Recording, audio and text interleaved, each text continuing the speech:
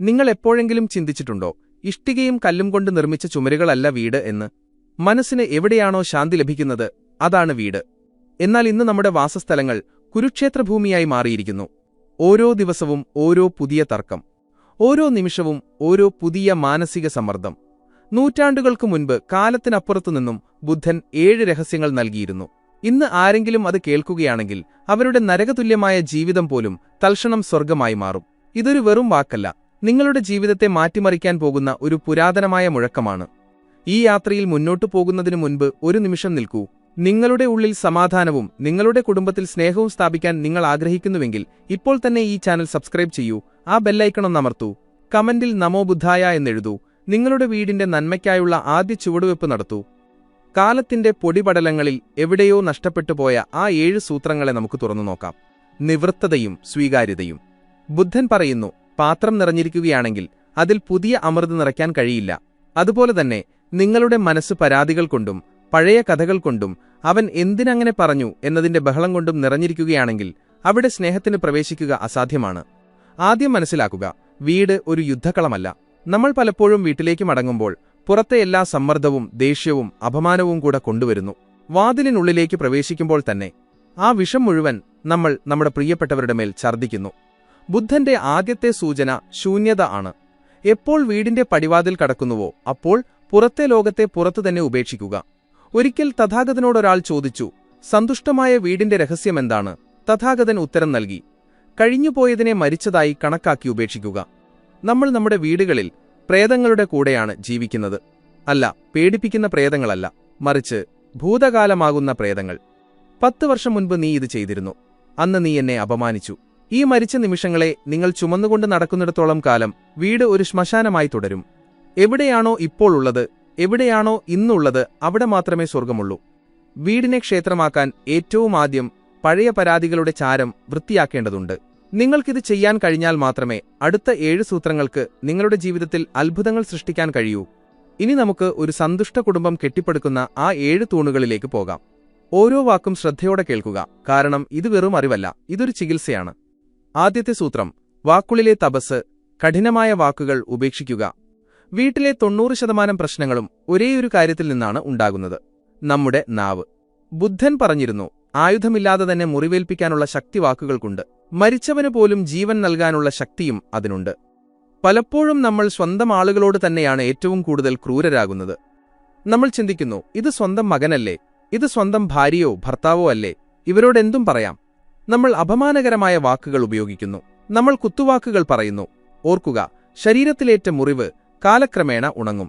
എന്നാൽ വാക്കുകൾ കൊണ്ടേറ്റ പ്രഹരം മനസ്സിന്റെ ഉള്ളിലേക്ക് ആഴ്ന്നിറങ്ങും. എപ്പോഴാണോ ദേഷ്യം വരുന്നത്, വായിൽ നിന്ന് കൈപ്പേറിയ എന്തെങ്കിലും വരാൻ പോകുന്നത്, അപ്പോൾ തഥാഗതന്റെ ഈ സൂത്രം ഓർക്കുക, മൗനം. നിങ്ങൾ ദേഷ്യത്തിലായിരിക്കുമ്പോൾ നിങ്ങളുടെ സത്യം പോലും അസത്യം പോലെ കുത്തിനോവിക്കും. ആ സമയത്ത് മൗനം പാലിക്കുന്നതാണ് ഏറ്റവും ശ്രേഷ്ഠമായ വഴി. വീടിനെ സ്വർഗമാക്കാൻ ഒരു നിയമമുണ്ടാക്കുക. ഈ വീടിന്റെ ചുമരുകൾക്കുള്ളിൽ ഒച്ചയെടുക്കുന്നത് നിഷിദ്ധമാണ്. എന്തെങ്കിലും കാര്യം പറയാനുണ്ടെങ്കിൽ ശബ്ദം താഴ്ത്തി പറയുക. ഏത് വീട്ടിലാണോ സംഭാഷണത്തിന്റെ ശബ്ദം ഉയർന്നിരിക്കുന്നത്, അവിടെ ലക്ഷ്മിയും സമാധാനവും ഒരിക്കലും വസിക്കില്ല. മധുരമായി സംസാരിക്കുക എന്നതിനർത്ഥം നിങ്ങൾ കള്ളം പറയണമെന്നല്ല. അതിനർത്ഥം സത്യത്തെയും കൈപ്പുറ്റതായി തോന്നാത്ത രീതിയിൽ ഒരു താലത്തിൽ വിളമ്പുക എന്നാണ്. ഒരു അമ്മ കൈപ്പേറിയ മരുന്ന് തേനിൽ ചാലിച്ച് കുട്ടിക്ക് നൽകുന്നതുപോലെ, അതുപോലെ നിങ്ങളുടെ വിമർശനത്തെയും സ്നേഹത്തിന്റെ ആവരണത്തിൽ പൊതിഞ്ഞു നൽകുക. രണ്ടാമത്തെ സൂത്രം, കേൾക്കാനുള്ള കല. കേൾക്കാൻ പഠിക്കുക. ഇന്നത്തെ കാലത്ത് എല്ലാവർക്കും സംസാരിക്കാനാണിഷ്ടം. ആരും കേൾക്കാൻ ആഗ്രഹിക്കുന്നില്ല. അച്ഛൻ മകനെ കേൾപ്പിക്കുന്നു, മകൻ അച്ഛനോട് ഒച്ചയെടുക്കുന്നു, ഭാര്യ ഭർത്താവിനെ കേൾപ്പിക്കുന്നു. ഇതൊരു വീടല്ല, എല്ലാവരും വിൽപ്പനക്കാരായ, എന്നാൽ വാങ്ങാനാളില്ലാത്ത ഒരു കമ്പോളമായി മാറിയിരിക്കുന്നു. ബുദ്ധൻ പറയുന്നു, മറ്റൊരാളെ കേൾക്കുക എന്നത് അവർക്ക് നൽകുന്ന ബഹുമാനത്തിന്റെ ഏറ്റവും ഉയർന്ന രൂപമാണ്. നിങ്ങളുടെ കുടുംബത്തിലെ ഏതെങ്കിലും അംഗം, അതിപ്പോൾ ചെറിയ കുട്ടിയായാലും വൃദ്ധനായാലും, എന്തെങ്കിലും പറയുകയാണെങ്കിൽ മറുപടി നൽകാൻ വേണ്ടി മാത്രം അത് കേൾക്കരുത്. അവരെ മനസ്സിലാക്കാൻ വേണ്ടി കേൾക്കുക. പലപ്പോഴും നമ്മൾ കേൾക്കുന്നത് തന്നെ നമുക്ക് നമ്മുടെ കാര്യം പറയാൻ വേണ്ടിയാണ്, അല്ലെങ്കിൽ അവരെ തെറ്റാണെന്ന് തെളിയിക്കാൻ വേണ്ടിയാണ്. ഇത് അഹങ്കാരത്തിന്റെ കളിയാണ്. സങ്കൽപ്പിക്കുക, ആരെങ്കിലും തങ്ങളുടെ സങ്കടവുമായി നിങ്ങളുടെ അടുത്ത് വരുന്നു. നിങ്ങൾ മൊബൈലിൽ തിരക്കിലാണ്, അല്ലെങ്കിൽ TV കാണുകയാണ്. നിങ്ങൾ അവരുടെ സംസാരം കേട്ടു, പക്ഷെ അവരെ കേട്ടില്ല. ഇതുകൊണ്ട് അവരുടെ മനസ്സിൽ ഒരു മുറിവുണ്ടാകുന്നു. എനിക്ക് യാതൊരു വിലയുമില്ല. ഈ ചെറിയ മുറിവുകൾ പിന്നീട് വലിയ വെറുപ്പായി മാറുന്നു.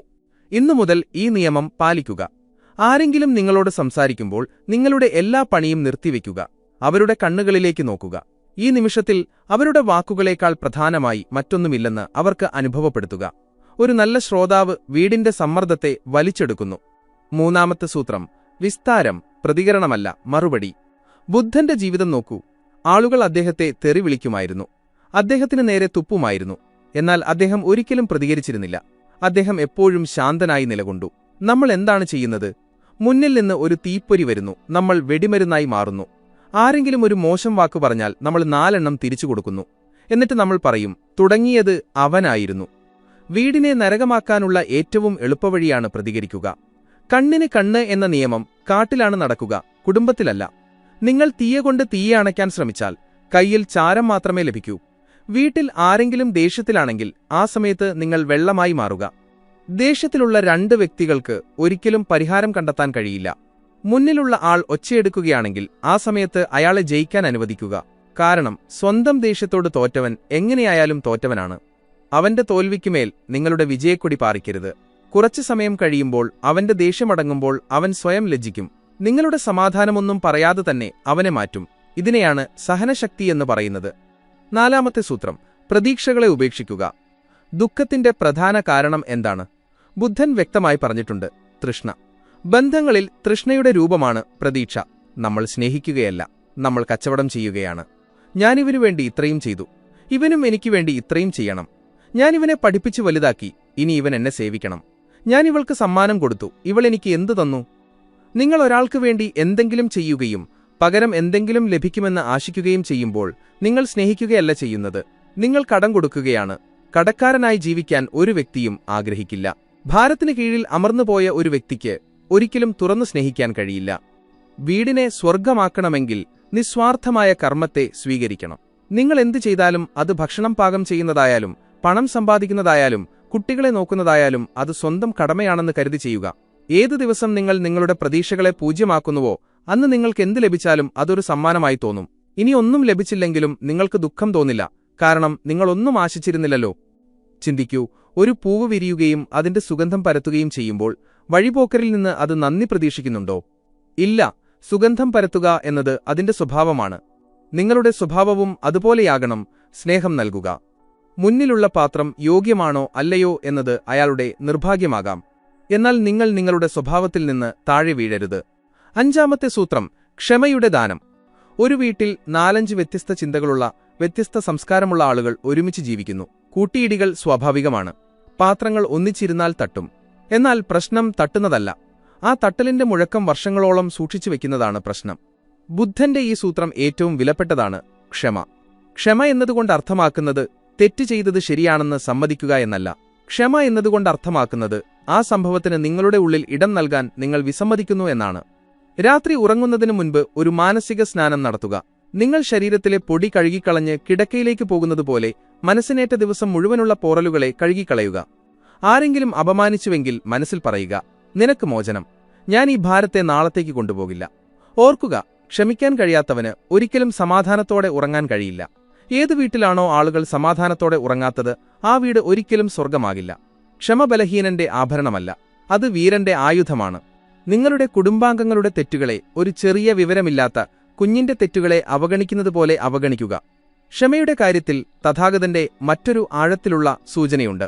നമ്മൾ സ്വന്തം ആളുകളോട് ക്ഷമിക്കാതിരിക്കുമ്പോൾ നമ്മൾ നമ്മുടെ വീടിന്റെ അന്തരീക്ഷത്തിൽ അദൃശ്യമായ മതിലുകൾ പണിയുന്നു. അച്ഛൻ മകനോട് മിണ്ടുന്നില്ല, സഹോദരൻ സഹോദരനിൽ നിന്ന് അകന്നു നിൽക്കുന്നു. ഈ മൗനയുദ്ധം ആയുധങ്ങൾ കൊണ്ടുണ്ടാകുന്ന ബഹളത്തേക്കാൾ അപകടകരമാണ്. ഓർക്കുക, തെറ്റ് ചെയ്യുക എന്നത് മനുഷ്യന്റെ സ്വഭാവമാണ്. ആ തെറ്റിനെ തിരുത്താൻ അവസരം നൽകുക എന്നത് ദൈവത്തിന്റെ സ്വഭാവമാണ്. നിങ്ങൾ ഒരാളോട് ക്ഷമിക്കുമ്പോൾ നിങ്ങൾ അയാൾക്ക് നൽകുന്ന സന്ദേശം ഇതാണ്: എന്റെ സ്നേഹം നിന്റെ തെറ്റിനേക്കാൾ വലുതാണ്. ഈ വിശ്വാസം വീടിന്റെ അടിത്തറയെ വജ്രം പോലെ ഉറപ്പുള്ളതാക്കുന്നു. 6ാമത്തെ സൂത്രം: താരതമ്യമാകുന്ന വിഷം, സന്തോഷമാകുന്ന ധനം. ഇന്നത്തെ കാലത്ത് വീട് അശാന്തമാകുന്നതിന്റെ ഒരു പ്രധാന കാരണം താരതമ്യമാണ്. നമ്മൾ നമ്മുടെ വീടിന്റെ സന്തോഷത്തെ മറ്റുള്ളവരുടെ പുറമോടി വെച്ചാണ് അളക്കുന്നത്. അയൽക്കാരന് പുതിയ വാഹനം വന്നു, നമുക്കില്ല. മറ്റേയാളുടെ മകൻ വിദേശത്ത് പോയി, നമ്മുടെ മകൻ ഇവിടെയാണ്. അവരുടെ ഭാര്യയ്ക്ക് അത്രയും ആഭരണങ്ങളുണ്ട്, എനിക്കില്ല. ബുദ്ധൻ പറയുന്നു, മറ്റുള്ളവരിലേക്ക് നോക്കുന്ന വ്യക്തി സ്വന്തം കയ്യിലുള്ളതിനെ കൂടി നഷ്ടപ്പെടുത്തുന്നു. താരതമ്യം അസൂയയുടെ ജന്മദാതാവാണ്. എവിടെ അസൂയയുണ്ടോ അവിടെ സ്നേഹത്തിന് വസിക്കാൻ കഴിയില്ല. നിങ്ങൾ നിങ്ങളുടെ ജീവിത പങ്കാളിയെയോ മക്കളെയോ മറ്റാരുമായെങ്കിലും താരതമ്യം ചെയ്യുമ്പോൾ നിങ്ങൾ അവരെ അപമാനിക്കുകയാണ്. ഓരോ വ്യക്തിയെയും വ്യത്യസ്തമായി സൃഷ്ടിച്ച പ്രകൃതിയെ നിങ്ങൾ അപമാനിക്കുകയാണ്. ഓരോ വീടിനും അതിന്റേതായ യാത്രയുണ്ട്. ഓരോ കുടുംബത്തിനും അവരുടേതായ പോരാട്ടവും അവരുടേതായ ആനന്ദവുമുണ്ട്. മറ്റുള്ളവരുടെ കൊട്ടാരം കണ്ട് സ്വന്തം കുടിലിന് തീയിടരുത്. സംതൃപ്തിയാണ് ഏറ്റവും വലിയ ധനം. വൈകുന്നേരം നിങ്ങളുടെ കുടുംബത്തിന് വയറുനിറയെ ഭക്ഷണം ലഭിക്കുന്നുണ്ടെങ്കിൽ, എല്ലാവരും ആരോഗ്യത്തോടെ ഇരിക്കുന്നുണ്ടെങ്കിൽ, വിശ്വസിക്കൂ, നിങ്ങൾ ഈ ഭൂമിയിലെ ഏറ്റവും വലിയ ധനികരിൽ ഒരാളാണ്. ഈ സത്യത്തെ അംഗീകരിക്കുക. അഭാവത്തെയല്ല, സ്വാധീനത്തെ നോക്കുക. ഇല്ലാത്തതിനെ ഓർത്ത് കരയുന്നതിന് പകരം ഉള്ളതിനെ ഓർത്ത് ആഘോഷിക്കുക. ഏത് ദിവസം വീട്ടിൽ ഈ മനോഭാവം വരുന്നുവോ അന്ന് ആ ചുമരുകൾ പോലും ധന്യമാകും. 7-ാമത്തെ സൂത്രം: കൂട്ടുത്തരവാദിത്തം, പരസ്പര സഹായം. വീട്ടുജോലികൾ സ്ത്രീകൾക്ക് മാത്രമുള്ളതാണ്, അല്ലെങ്കിൽ പണം സമ്പാദിക്കുക എന്നത് പുരുഷന്റെ മാത്രം ജോലിയാണ് എന്നൊരു പഴയ തെറ്റിദ്ധാരണയുണ്ട്. ബുദ്ധൻ സംഘം നിർമ്മിച്ചിരുന്നു. അവിടെ ഓരോ സന്യാസിയും സ്വന്തം കാര്യം സ്വയം ചെയ്യുകയും പരസ്പരം സേവിക്കുകയും ചെയ്തിരുന്നു. അവിടെ ഞാനെന്നല്ല, നമ്മളാകുമ്പോഴാണ് വീട് വീടാകുന്നത്. നിങ്ങൾ വീട്ടുജോലികളിൽ സഹായിക്കാറുണ്ടോ, അതോ ആജ്ഞാപിക്കുക മാത്രമാണോ ചെയ്യുന്നത്? വീടിന്റെ ഒരംഗം ജോലികളുടെ ഭാരത്തിന് കീഴിൽ അമരുകയും ബാക്കിയുള്ളവർ വിശ്രമിക്കുകയും ചെയ്യുമ്പോൾ ആ ഒരംഗത്തിന്റെ മനസ്സിൽ നിരാശ ജനിക്കുന്നു. ഈ നിരാശ ഒരുനാൾ അഗ്നിപർവ്വതം പോലെ പൊട്ടിത്തെറിക്കും. കുടുംബം എന്നതിനർത്ഥം സഹകരണമാണ്. ചെറിയ ചെറിയ കാര്യങ്ങളിൽ പരസ്പരം കൂടെ നിൽക്കുക. ഭാര്യ ഭക്ഷണം പാകം ചെയ്യുകയാണെങ്കിൽ ഭർത്താവിനും എന്തെങ്കിലും സഹായം ചെയ്യാമെന്നത് കടമയാണ്. കുട്ടികളെ ചെറുപ്പം മുതലേ സ്വയം പര്യാപ്തത പഠിപ്പിക്കുക. സ്വന്തം എച്ചിൽ പാത്രം സ്വയം എടുത്തുമാറ്റുന്നത് ചെറിയ ജോലിയല്ലെന്ന് അവരെ പഠിപ്പിക്കുക. സേവനം സ്നേഹത്തിന്റെ മറ്റൊരു പേരാണ്. നിങ്ങൾ ആർക്കെങ്കിലും വേണ്ടി ഒരു കപ്പ് ചായ ഉണ്ടാക്കുമ്പോൾ, അല്ലെങ്കിൽ ആരുടെയെങ്കിലും വേദനിക്കുന്ന കാലുകൾ തിരുമുമ്പോൾ, അത് വെറുമൊരു ശാരീരിക പ്രവൃത്തിയല്ല, അത് ഊർജത്തിന്റെ കൈമാറ്റമാണ്. ഞാൻ നിന്റെ കൂടെയുണ്ട് എന്ന് ആ സ്പർശം പറയുന്നു. ഈ ചെറിയ സേവനങ്ങൾ വാക്കുകളേക്കാൾ കൂടുതൽ സ്വാധീനം ചെലുത്തുന്നു. 7-ാമത്തെ സൂത്രം: കൂട്ടായ ധ്യാനം, ഒരു പരിശുദ്ധ ഇടം. 7-ാമത്തെയും അവസാനത്തെയും സൂത്രം വീടിനെ ഒരു ക്ഷേത്രമാക്കി മാറ്റുന്ന ഒന്നാണ്. അതാണ് ധ്യാനം. ബുദ്ധൻ പറയുന്നു, ശരീരത്തിന് കുളി എപ്രകാരം ആവശ്യമാണോ അതുപോലെ മനസ്സിനെ ധ്യാനവും ആവശ്യമാണ്. ഇക്കാലത്ത് നമ്മൾ ഒന്നിച്ചിരുന്ന് എന്താണ് ചെയ്യുന്നത്? നമ്മൾ ഒന്നുകിൽ TV കാണുന്നു, അല്ലെങ്കിൽ ഫോണിൽ മുഴുകിയിരിക്കുന്നു. നമ്മൾ ശാരീരികമായി അടുത്താണ്, പക്ഷെ മാനസികമായി കാതങ്ങൾ അകലെയാണ്. ദിവസത്തിൽ ഒരു സമയം, അത് വെറും 20 മിനിറ്റ് ആയാൽ പോലും, വീട്ടിലെ എല്ലാ ഇലക്ട്രോണിക് ഉപകരണങ്ങളും ഓഫ് ചെയ്യുന്ന ഒരു സമയമുണ്ടാകണമെന്ന് നിയമം വയ്ക്കുക. ആ സമയം ബഹളങ്ങളുണ്ടാകില്ല. കുടുംബം മുഴുവൻ ഒന്നിച്ച് മൗനമായിരിക്കുക. ഒരുപക്ഷെ ഒരു വിളക്ക് കത്തിച്ചു വയ്ക്കാം, എന്നിട്ട് വെറുതെ ശാന്തമായി ഇരിക്കുക. സ്വന്തം ശ്വാസത്തെ ശ്രദ്ധിക്കുക. തുടക്കത്തിൽ ഇത് വിചിത്രമായി തോന്നും. കുട്ടികൾക്ക് അസ്വസ്ഥതയുണ്ടാകും. എന്നാൽ പതിയെ പതിയെ ഈ ശാന്തി വീടിന്റെ ചുമരുകളിൽ ലയിച്ചു ചേരും. കുടുംബം മുഴുവൻ ഒന്നിച്ച് മൗനമായിരിക്കുമ്പോൾ അവരുടെ ചേതന ഒന്നായിത്തീരുന്നു. ആ വലിയ നിശബ്ദതയിൽ എല്ലാ പരാതികളും തനിയെ ഉരുകിപ്പോകുന്നു. ഒന്നും പറയാതെ തന്നെ പലതും പറയപ്പെടുന്നു. ഈ കൂട്ടായ ഊർജം നിങ്ങളുടെ വീടിനു ചുറ്റും ഒരു സുരക്ഷാ കവചം തീർക്കുന്നു. അവിടെ നിഷേധാത്മകതയ്ക്ക് പ്രവേശിക്കാൻ കഴിയില്ല. ഇതിനെ മൈത്രി ധ്യാനം എന്നും പറയുന്നു. മൗനമായിരുന്നുകൊണ്ട് എല്ലാവരുടെയും നന്മയ്ക്കായി ആഗ്രഹിക്കുന്ന അവസ്ഥ. വീട് മുതൽ സമൂഹത്തിലേക്ക്. ഒരു വലിയ ആൽമരം പോലെ വേരുകൾ ആഴത്തിലുള്ളതും ശാഖകൾ പടർന്നു പന്തലിച്ചതുമായ ഒന്ന്. വീടിന്റെ ഉള്ളിലെ തീയെ കെടുത്തുന്ന ആ 7 സൂത്രങ്ങളെ നമ്മൾ അറിഞ്ഞു. എന്നാൽ യാത്ര ഇവിടെ അവസാനിക്കുന്നില്ല. ബുദ്ധന്റെ ദർശനം വ്യക്തിപരമായ സമാധാനത്തിൽ മാത്രം ഒതുങ്ങി നിൽക്കുന്നതല്ല. ശാന്തമായ ഒരു വീട് വെറുമൊരു ഇഷ്ടിക കെട്ടിടമല്ല, അത് സമൂഹത്തിന്റെ ഒരു ഘടകമാണ്. അതൊരു വിത്താണ്. വിത്ത് ആരോഗ്യമുള്ളതാണെങ്കിൽ അതിൽ നിന്നുണ്ടാകുന്ന കാടും ആരോഗ്യമുള്ളതാകും. ഇനി നമ്മൾ ചർച്ചയുടെ ആഴത്തിലുള്ള തലത്തിലേക്ക് പോകും. നിങ്ങളുടെ വീട്ടിലെ സമാധാനം എങ്ങനെയാണ് നിങ്ങളുടെ മക്കളുടെ ഭാവിയെയും ഈ മുഴുവൻ സമൂഹത്തെയും നിർമ്മിക്കുന്നതെന്ന് നമ്മൾ മനസ്സിലാക്കും. ഖണ്ഡം 1: മക്കൾ, ഭാവിയുടെ കണ്ണാടി. പലപ്പോഴും മാതാപിതാക്കൾ ചോദിക്കാറുണ്ട്, ഞങ്ങളുടെ മക്കളെ എങ്ങനെ നന്നാക്കും? അവർ ഞങ്ങൾ പറയുന്നത് കേൾക്കുന്നില്ല. ബുദ്ധന്റെ മറുപടി വളരെ നേരിട്ടുള്ളതും കടുപ്പമേറിയതുമാണ്. മക്കൾ നിങ്ങൾ പറയുന്നത് കേൾക്കില്ല, അവർ നിങ്ങളുടെ പ്രവൃത്തികളാണ് കാണുന്നത്. അച്ഛൻ ദേഷ്യത്തിൽ ഒച്ചയെടുക്കുകയും പിന്നീട് മകനോട് നീ ശാന്തനായിരിക്കൂ എന്ന് പറയുകയും ചെയ്താൽ ആ മകൻ ഒരിക്കലും ശാന്തനാകില്ല. അവൻ വാക്കുകളല്ല കേട്ടത്, അവൻ അച്ഛന്റെ ദേഷ്യമാണ് കണ്ടത്. എന്ത് പ്രശ്നമുണ്ടായാലും ഒച്ചയെടുക്കുന്നതാണ് പരിഹാരം എന്ന് അവൻ പഠിച്ചു. നമ്മൾ മക്കളെ എന്ത് പഠിപ്പിക്കാൻ ആഗ്രഹിക്കുന്നുവോ ആദ്യം നമ്മളത് ആയിത്തീരണം. മകൻ സത്യം പറയണമെന്ന് നിങ്ങൾ ആഗ്രഹിക്കുന്നുണ്ടോ? എങ്കിൽ ആദ്യം നിങ്ങൾ സത്യത്തിന്റെ പാതയിലൂടെ നടക്കുക. നിങ്ങളുടെ മകളിൽ ക്ഷമയുണ്ടാകണമെന്ന് ആഗ്രഹിക്കുന്നുണ്ടോ? എങ്കിൽ ആദ്യം നിങ്ങളുടെ ഉള്ളിൽ ക്ഷമ കൊണ്ടുവരിക. കുട്ടികൾ നനഞ്ഞ മണ്ണ് പോലെയാണ്. നിങ്ങൾ ഏത് അച്ചിലാണോ സ്വയം വാർത്തെടുക്കുന്നത്, അവരും അതുപോലെ വാർത്തെടുക്കപ്പെടും. ഇന്നത്തെ യുഗത്തിൽ നമ്മൾ കുട്ടികളെ വിജയിക്കാൻ മാത്രമാണ് പഠിപ്പിക്കുന്നത്. നമ്മൾ അവരെ മത്സരത്തിന്റെ തീയിലേക്കെറിയുകയാണ്. നിനക്കൊന്നാമനാകണം, നിനക്ക് അവനേക്കാളും മുന്നിലെത്തണം. നമ്മൾ അവരുടെ കുട്ടിക്കാലത്തെ ഒരു ഓട്ടമത്സരത്തിന്റെ മൈതാനമാക്കി മാറ്റി. ഫലമെന്താണ്? സമ്മർദ്ദം, വിഷാദം, ആത്മഹത്യ. ബുദ്ധന്റെ കാഴ്ചപ്പാടിലൂടെ നോക്കുകയാണെങ്കിൽ നമ്മൾ കുട്ടികളെ വിജയിക്കുന്നതിനു മുൻപ് സന്തോഷിക്കാൻ പഠിപ്പിക്കണം. വീഴുന്നത് മോശമല്ലെന്ന് അവരെ പഠിപ്പിക്കുക. കരുണ എന്നത് ധനത്തേക്കാൾ വിലപിടിപ്പുള്ളതാണെന്ന് അവരെ പഠിപ്പിക്കുക. മാർക്കിനും പണത്തിനും മുകളിൽ സ്വഭാവത്തിനും സമാധാനത്തിനും പ്രാധാന്യം നൽകുന്ന വീട്ടിൽ നിന്ന് ലോകത്തെ മാറ്റാൻ കഴിയുന്ന പൗരന്മാർ പുറത്തുവരും. ഏതു വീട്ടിലാണോ മാതാപിതാക്കൾ പരസ്പരം ബഹുമാനിക്കുന്നത്, അവിടെ കുട്ടികൾക്കും സുരക്ഷിതബോധം അനുഭവപ്പെടുന്നു. സുരക്ഷിതബോധമില്ലാത്ത കുട്ടിയാണ് പിന്നീട് സമൂഹത്തിന് ഭീഷണിയായി മാറുന്നത്. അതുകൊണ്ട് നിങ്ങൾക്ക് രാജ്യത്തെ സേവിക്കണമെന്നുണ്ടെങ്കിൽ ആദ്യം നിങ്ങളുടെ വീടിനെ സ്നേഹം കൊണ്ട് നിറയ്ക്കുക. ഖണ്ഡം 2. വൃദ്ധരെ ബഹുമാനിക്കുക, വേരുകളെ നനയ്ക്കൽ. ഒരു മരം എത്ര ഉയരത്തിൽ വളർന്നാലും അതിന്റെ വേരുകൾ ഉണങ്ങിയാൽ അത് വീണുപോകും. നമ്മുടെ വീട്ടിലെ വൃദ്ധർ, നമ്മുടെ മാതാപിതാക്കൾ ആ വേരുകളാണ്. ആധുനികതയുടെ കാറ്റിൽ നമ്മൾ ഈ വേരുകളെ മുറിച്ചുകൊണ്ടിരിക്കുകയാണ്. നമ്മൾ അവരെ ഒരു ഭാരമായി കാണാൻ തുടങ്ങിയിരിക്കുന്നു. ഇവരുടെ ചിന്തകൾ പഴയതാണ്, ഇവർക്ക് നമ്മളെ മനസ്സിലാകുന്നില്ല എന്ന് പറഞ്ഞ് നമ്മൾ അവരെ അവഗണിക്കുന്നു. മാതാപിതാക്കളെ സേവിക്കുന്നതിന്റെ മഹത്വം ബുദ്ധൻ തന്റെ ശിഷ്യന്മാർക്ക് എങ്ങനെ പറഞ്ഞുകൊടുത്തു എന്ന് ബുദ്ധകഥകളിൽ കാണാം. ഏതു വീട്ടിലാണോ വൃദ്ധരുടെ കണ്ണുകളിൽ കണ്ണീരുള്ളത്, അവിടെ ഈശ്വരന് വസിക്കാൻ കഴിയില്ല. അവരുടെ ചുളിവുകളിൽ ജീവിതത്തിന്റെ അനുഭവങ്ങൾ ഒളിഞ്ഞിരിപ്പുണ്ട്. നിങ്ങൾ നിങ്ങളുടെ വൃദ്ധരായ മാതാപിതാക്കളുടെ അടുത്തിരിക്കുമ്പോൾ വെറുതെ സേവിക്കുക മാത്രമല്ല വേണ്ടത്, അവരിൽ നിന്ന് പഠിക്കുക. ഗൂഗിളിൽ ലഭിക്കാത്ത കാലം നൽകിയ അറിവ് അവരുടെ പക്കലുണ്ട്. നിങ്ങൾ നിങ്ങളുടെ മാതാപിതാക്കളെ ബഹുമാനിക്കുന്നത് നിങ്ങളുടെ മക്കൾ കാണുമ്പോൾ അവരും അതുതന്നെ പഠിക്കുന്നു. ഓർക്കുക, നാളെ നിങ്ങളും വൃദ്ധരാകും. ഇന്ന് നിങ്ങൾ വിതയ്ക്കുന്ന വിത്ത് തന്നെയായിരിക്കും നാളെ നിങ്ങൾക്ക് കൊയ്യേണ്ടി വരിക. വൃദ്ധർക്ക് പണമോ സൗകര്യങ്ങളോ ആവശ്യമില്ല. അവർക്ക് നിങ്ങളുടെ സമയവും സ്നേഹവും മാത്രമാണ് വേണ്ടത്. അവരുടെ അടുത്തിരിക്കുക, അവരുടെ കൈകൾ ചേർത്ത് പിടിക്കുക, അവരുടെ പഴയ കാര്യങ്ങൾ കേൾക്കുക. ഇത് അവർക്ക് ഏതൊരു തീർത്ഥാടനത്തെക്കാളും വലുതാണ്. ഏതു വീട്ടിലാണോ മുതിർന്നവർ ചിരിക്കുന്നത്, ആ വീടാണ് യഥാർത്ഥത്തിൽ സമ്പന്നമായ വീട്. ഖണ്ഡം 3. ഭക്ഷണവും വികാരവും, അന്നത്തിന്റെ സംസ്കാരം. ശാസ്ത്രങ്ങളിൽ പറയുന്നു, എങ്ങനെയുള്ള ഭക്ഷണം കഴിക്കുന്നുവോ അങ്ങനെയാകും മനസ്സ്. എന്നാൽ ബുദ്ധൻ ഇതിനെ കൂടുതൽ ആഴത്തിലേക്ക് കൊണ്ടുപോകുന്നു. നിങ്ങൾ എന്ത് കഴിക്കുന്നു എന്നത് മാത്രമല്ല പ്രധാനം, ആ ഭക്ഷണം ഏത് വികാരത്തോടെയാണ് പാകം ചെയ്തത്, ഏത് പണത്തിൽ നിന്നാണ് വന്നത് എന്നതും പ്രധാനമാണ്. വീട്ടിലേക്ക് വരുന്ന പണം വഞ്ചനയിലൂടെയോ ചതിയിലൂടെയോ ആർക്കെങ്കിലും ദുഃഖം നൽകിയോ ഉണ്ടാക്കിയതാണെങ്കിൽ ആ പണം കൊണ്ട് വാങ്ങുന്ന ഭക്ഷണം വീട്ടിൽ വിഷം കലർത്തും. ആ അന്നം ശരീരത്തിന് പോഷണം നൽകുമെങ്കിലും മനസ്സിനെ രോഗിയാക്കും.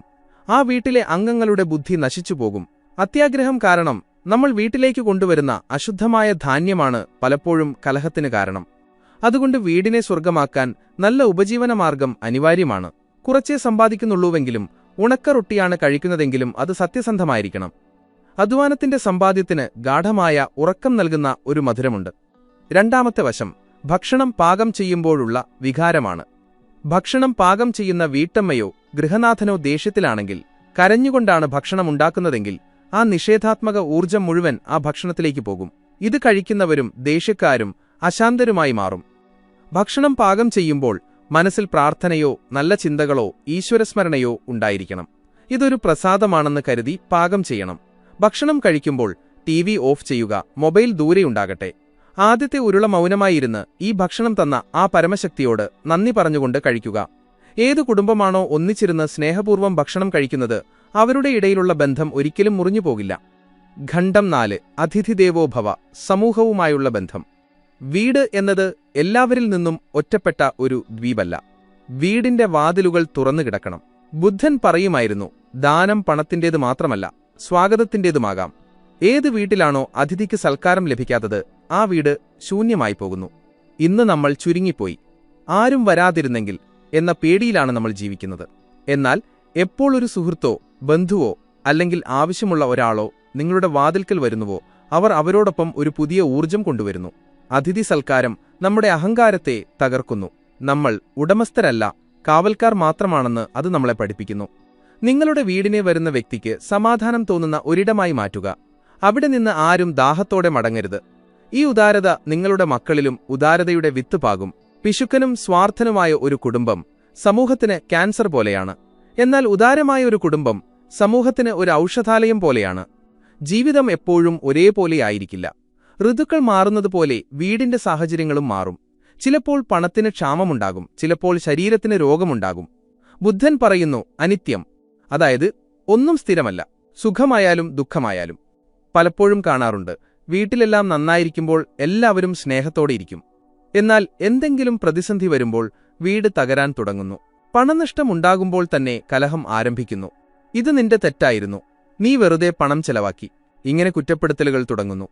യഥാർത്ഥ വീടിന്റെ തിരിച്ചറിയൽ സുഖത്തിലല്ല, പ്രതിസന്ധിയിലാണ് നടക്കുക. സമയം മോശമാകുമ്പോൾ കുടുംബം ഒരു മുഷ്ടി പോലെ മുറുകി നിൽക്കണം. ബുദ്ധന്റെ സന്ദേശം മൈത്രിയാണ്. കുടുംബത്തിലെ ഏതെങ്കിലും അംഗം തോറ്റുപോകുമ്പോൾ അല്ലെങ്കിൽ പരാജയപ്പെടുമ്പോൾ ആ സമയത്ത് അവർക്ക് ഉപദേശമല്ല, താങ്ങാണ് ആവശ്യം.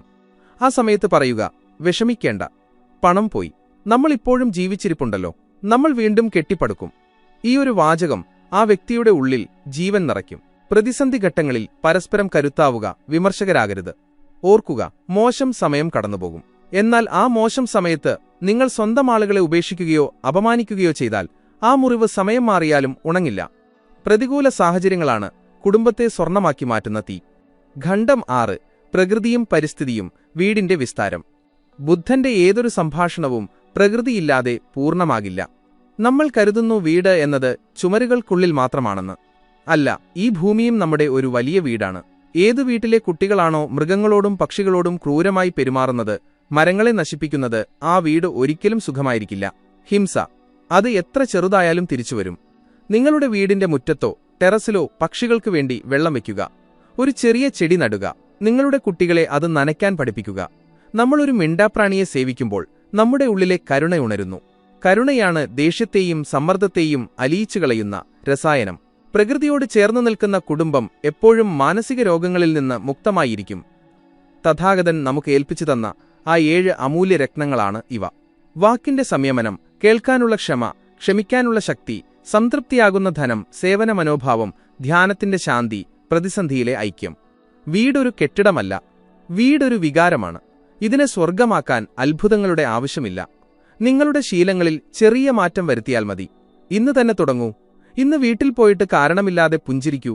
പഴയ പിണക്കങ്ങൾ ഇന്ന് തന്നെ മായ്ച്ചുകളയൂ. നിങ്ങളുടെ മാതാപിതാക്കളുടെ കാൽ തൊട്ട് വന്ദിക്കൂ. നിങ്ങളുടെ മക്കളെ കെട്ടിപ്പിടിക്കൂ. അവർ നിങ്ങൾക്ക് എത്രമാത്രം പ്രിയപ്പെട്ടവരാണെന്ന് അവരോട് പറയൂ. ജീവിതം വളരെ ചെറുതാണ്, അത് കലഹത്തിൽ പാഴാക്കരുത്. അതിനെ ഒരു ഉത്സവമാക്കൂ. ബുദ്ധൻ പറയുന്നു, സമാധാനം മറ്റെവിടെയുമല്ല, ഈ നിമിഷത്തിൽ, ഈ ശ്വാസത്തിലാണ്. നിങ്ങളുടെ വീട് തന്നെയാണ് നിങ്ങളുടെ ക്ഷേത്രം. അതിനെ അശുദ്ധമാക്കരുത്. ഈ 7 സൂത്രങ്ങൾ നിങ്ങളുടെ മനസ്സിനെ സ്പർശിച്ചുവോ? ഇന്നു മുതൽ നിങ്ങളുടെ വീടിനെ മാറ്റുമെന്ന് നിങ്ങൾ പ്രതിജ്ഞയെടുക്കുന്നുണ്ടോ? ഉണ്ടെങ്കിൽ കമന്റിൽ തീർച്ചയായും എഴുതുക, ഞാൻ പ്രതിജ്ഞയെടുക്കുന്നു. ഇത് എഴുതുന്നത് നിങ്ങളുടെ തീരുമാനം ഉറപ്പുള്ളതാക്കും. ഇതുപോലുള്ള ജീവിതം മാറ്റിമറിക്കുന്ന അറിവുകളും ബുദ്ധന്റെ അമൃതവാണിയും തുടർന്നും കേൾക്കാൻ ഈ ചാനലിന്റെ ഭാഗമാകൂ. ഇപ്പോൾ തന്നെ സബ്സ്ക്രൈബ് ബട്ടൺ അമർത്തൂ. ആരുടെ ജീവിതത്തിലാണോ നിങ്ങൾ സന്തോഷം കാണാൻ ആഗ്രഹിക്കുന്നത്, ആ സുഹൃത്തുക്കൾക്കും ബന്ധുക്കൾക്കും ഈ വീഡിയോ തീർച്ചയായും ഷെയർ ചെയ്യൂ. ഒരുപക്ഷെ നിങ്ങളുടെ ഒരു ഷെയർ ആരുടെയെങ്കിലും വീട് തകരുന്നതിൽ നിന്ന് രക്ഷിച്ചേക്കാം. അടുത്ത വീഡിയോ വരെ നിങ്ങളുടെ ഉള്ളിലെ ബുദ്ധനെ ഉണർത്തിയിരിക്കുക. നമോ ബുദ്ധായ.